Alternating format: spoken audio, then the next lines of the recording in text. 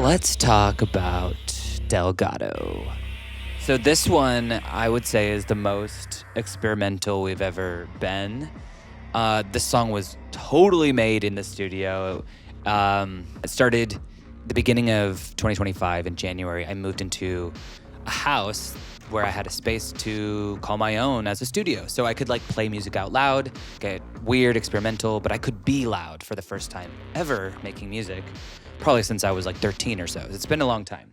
Anyway, it really enabled me to try things out in ways I hadn't done before. For Christmas, I got a Bit Crusher guitar pedal, which is something I've always wanted because I really like how that can like distress a sound and distort it and make it sound how it sounds. Anyway, I hooked it up to this tiny little synth that I have. It's called a Korg Volca Keys. And the first sound that came out is the main lead sound for Delgado.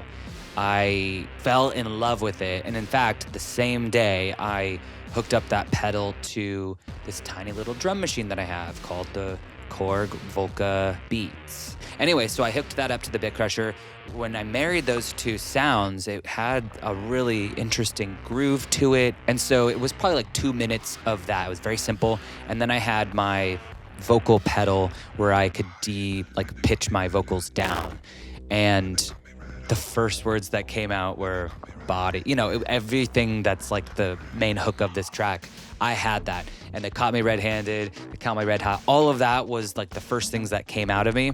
And I was like, oh, this could be really cool. So it sat around, but we were working on other things for a while, so I didn't quite know what to do with it. And after playing Dead, I was like, Lucia, I am feeling like I really want to work on dark industrial kind of stuff right now. So I really want to spend time on Delgado. But after waiting on it a few months, I had been experimenting pretty consistently where I had a lot of new effects pedals, I had new drum machine options, like everything was becoming a little more refined, or at least my methods were becoming a little more refined. So I'm glad I waited because then once I got Lucia in the studio with me, I didn't quite know what the song was going to be, and neither did Lucia, but all I knew is I wanted to hook their voice up to the effects pedals that I had and see what happened.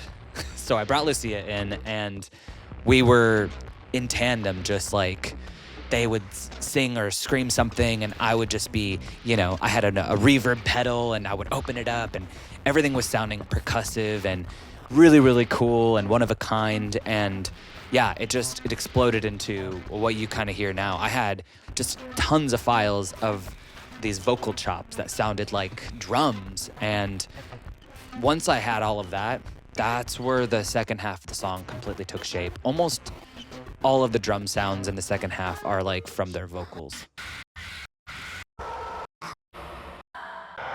Yeah, and it was fun too, because a lot of times if it's not a song that we've already like had mapped out, then I'm like, I don't really know what I'm gonna do. Hopefully something works out. Mm-hmm. But in this case too. And then this was the first time where you were also manipulating like pedals and all the effects. And so I was like, not only do I not know what I'm gonna do vocally, but I have no idea what it's gonna sound like. What it's gonna sound like with the pedals. And so that I think that was a huge part of like how it turned into like this like chaos.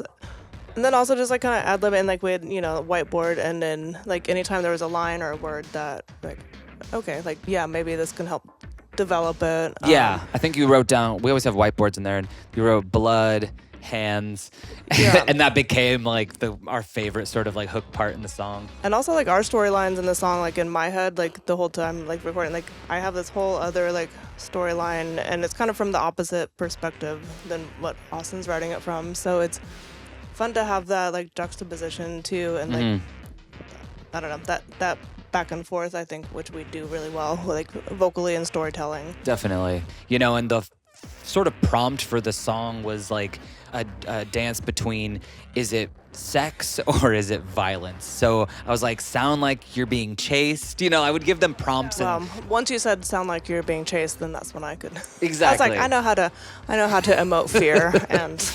So it was cool. We got to just like, have a blast in there and experiment with each other. And, I I can't wait to do more stuff like this because I think it's a cool way to do it. But it was a very studio-driven track.